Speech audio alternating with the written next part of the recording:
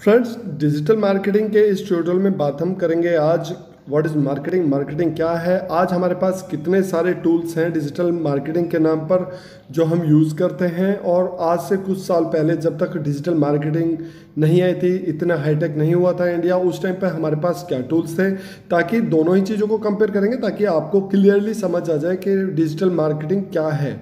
तो traditional marketing के नाम पर हम बात करें तो ट्रेडिशनल मार्केटिंग में हमारे पास जो आज ऑप्शन है वो नहीं थे, क्योंकि आईटी उस टाइम इतना एक्सप्लोर नहीं हो पाई थी। तो डिजिटल मार्केटिंग और ट्रेडिशनल मार्केटिंग में अंतर समझाने के लिए आज के इस ट्यूटोरियल में मैं आपको लेकर चलूँगा कि आज हमारे पास जो एडवांटेज है वो एडवांटेज पहले नहीं हुआ करती थी और पहले खर्चे बहुत ज़्यादा हुआ करते थे। आज के टाइम में जितने पहले हम खर्च करते थे, अगर आज उतने प्रमोशन कर दें, उतने खर्चे कर दें, तो आज हम बहुत ज़्यादा एक्सप्लोर कर सकते हैं अपने बिजनेस को। तो चलिए शुरू करते हैं। मैं हूं अमरजीत चौधरी और आप बने हुए हैं एग्जिम मंत्रा पर।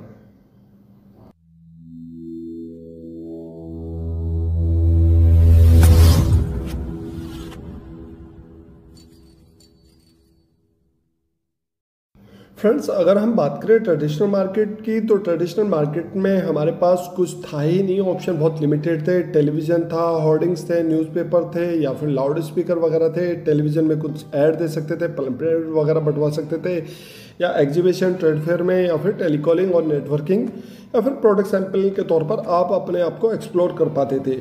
अब थोड़ा सा एडवांटेज हुआ है, बहुत चेंजेस आ चुके हैं मार्केट में। तो आज हम स्टेप बाय स्टेप बात करेंगे कि हमारे क्या खर्चे, क्या एक्सपेंसेस होते थे। तो टेलीविज़न के नाम पर हमें एड्स लगाने पड़ते थे टीवी में, जो कि बहुत ही ज़्यादा एक्सपेंसेस होते थे। पहले उन्हें बनवाने में खर्चा आता था, फिर उनको प्रमोट करने के लिए खर्चा देना पड़ता था न्यूज़ एजेंसियों को या टेलीविज़न एजेंसियों को। तो टीवी के नाम पर हमारे पास बहुत ज़्यादा खर्चा हो जाता और उतना हमें रीच हो नहीं पाती थी, क्योंकि टेलीविज़न सभी के पास नहीं था। ठीक, तो टेलीविज़न एक माध्यम था, मगर ये बहुत ज़्यादा एक्सपेंसिव था और पूरा एक्सप्लोर नहीं कर पाता था हमारे प्रोडक्ट को। तो उसके बाद एक ऑप्शन और निकल कर आया मार्केट में, जैसे कि रेडियो। अब रेडियो पर भी आप ऐड दे सकते थे उस टाइम पर रेडियो भी बहुत ज़्यादा एक्सपेंसिव था, उसमें बहुत ज़्यादा खर्चे होते थे और रीच इतना नहीं थी, क्योंकि लोगों को अवेयरनेस नहीं थी। प्रोडक्ट्स वगैरह की डिटेल्स बहुत लिमिटेड हुआ करती थी, बहुत लिमिटेड एड्स वगैरह आया करते थे, क्योंकि बहुत ज़्यादा एक्सपेंसेस होते थे। तो इसके बाद थोड़ा सा और एक्सप्लोर हुई मार्केट। जब मार्केट एक्सप्लोर हुई तो उसमें और ज़्यादा एडवांटेज आने, टीवी के और रेडियो के अलावा भी ऑप्शन आने शुरू हो गए, होर्डिंग्स वगैरह लगने शुरू हो गए शहरों के बाहर। आपने देखे होंगे आज भी बड़े बड़े होर्डिंग्स लगते हैं, मगर ये सब बहुत एक्सपेंसिव होते हैं। इसके बाद थोड़ा सा और एडवांटेज अगर ले लें तो होर्डिंग्स की जगह बड़ी बड़ी LED भी लाइट मार्केट में आ गई, जिन पर ऐड चले हो गए, मगर ये आज भी बहुत ज़्यादा एक्सपेंसिव है, आज भी बहुत ज़्यादा महंगे पड़ते हैं, क्योंकि लाख रुपए में एडवर्टाइजमेंट होती है एक महीने के लिए, और पर्टिकुलर एक ही सेक्टर या एक ही एरिया में आप ये मार्केटिंग कर सकते हैं। इसके बाद का टूल ले लें तो न्यूज़पेपर थे। न्यूज़पेपर, अब आपको न्यूज़पेपर में क्या है कि पूरे स्टेट या पूरे डिस्ट्रिक्ट या पूरे जहाँ भी आपको पब्लिश करना होता था, एक न्यूज़पेपर में ऐड लगाने के लिए वो पूरे लोगों तक जाता था और रीच सब तक नहीं हो पाती थी, क्योंकि हर एक आदमी न्यूज़पेपर नहीं परचेज कर पाता था या उसको इतना टाइम नहीं होता था कि वो न्यूज़पेपर पढ़े।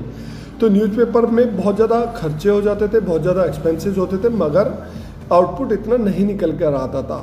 अब आपके पास टीवी भी था ऑप्शन, टीवी के नाम पर न्यूज़पेपर, न्यूज़ वगैरह, उनमें बीच बीच में ऐड लग जाती थी। अब वो ऐड लगाने में भी बहुत ज़्यादा खर्चा आता था और बहुत ज़्यादा एक्सपेंसेस होते थे और उतना रीच नहीं हो पाती थी। हमारा प्रोडक्ट या हमारा प्रोजेक्ट इतना प्रमोट नहीं हो पाता था जितना हम सोचते थे। तो इन चीज़ों पर हमारे पास फोकस बहुत कम था। टेलीकॉलिंग करा लें, लैंडलाइन नंबर से टेलीकॉलिंग होती थी, बहुत ज़्यादा एक्सपेंसिव होती थी। या लाउड स्पीकर को ले लें तो उस पर जगह जगह हम नहीं कर पाते थे, क्योंकि एक ही बंदा हर जगह नहीं पहुंच पाता था। तो लाउड स्पीकर से भी हमारा इतना काम नहीं चल पाता था। ये सारे मार्केटिंग टूल्स थे ट्रेडिशनल मार्केट में हमारे पास, जिन पर बहुत ज़्यादा खर्चे होते थे, मगर आउटपुट बहुत कम निकल कर आता था और रीच बहुत कम लोगों तक पहुंचती थी हम लोगों की। तो थोड़ा थोड़ा टाइम बढ़ता गया। इसके बाद मैगजीन्स आनी शुरू हो गई, मैगजीन्स की जगह ब्रोशर आने शुरू हो गए, पम्पलेट्स आने शुरू हो गए, और फ्री के सैंपल भी देने शुरू कर दिए लोगों ने। इस तरीके से बढ़ते बढ़ते हम आगे बढ़े और थोड़ा थोड़ा डेवलप करते हुए, मगर एक्चुअल में जो रीच हमारी पहुंचनी थी कस्टमर तक, जो हमारे इंगेजमेंट होनी थी कस्टमर तक, वो हमारी अभी भी नहीं हो पा रही थी। बहुत ज़्यादा खर्चे हो रहे थे और इन खर्चों की वजह से हम लोग वहाँ तक नहीं पहुँच पा रहे थे जहाँ तक हमें पहुँचना चाहिए था। अब थोड़ा आसान तो हुआ ट्रेडिशनल मार्केट और ट्रेडिशनल मार्केट में मार्केटिंग करना, मगर ये इतना अप्रोच नहीं कर पा रहे थे हम लोग जितना हम लोगों को करना चाहिए था। जगह जगह होर्डिंग्स नहीं लग सकते थे, जगह जगह न्यूज़पेपर नहीं जा सकते थे, जहाँ जिस पर्टिकुलर एरिया की हमें डिटेल चाहिए वहाँ पर हम न्यूज़पेपर नहीं लगा सकते थे।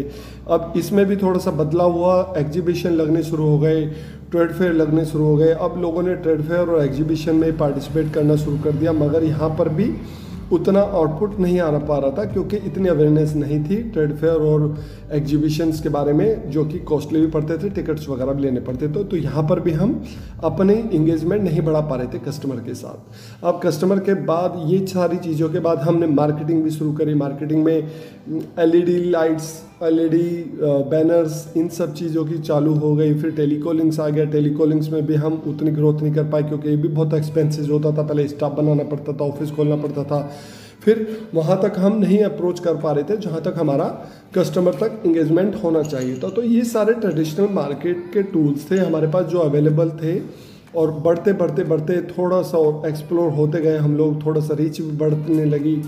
मगर कुछ दशक पहले हमारे IT में बूम आया। IT सेक्टर जब बड़ा हुआ, निकला बाहर, तो IT सेक्टर में बहुत ज़्यादा स्कोप बढ़ने शुरू हो गए और इसकी वजह से फिर हम नेटवर्किंग में भी आई। नेटवर्किंग में भी हम लोगों ने एक्सप्लोर करना शुरू कर दिया, अपने प्रोडक्ट्स प्रमोट करने शुरू कर दिए, फ्री सैंपल्स भी देने शुरू कर दिए।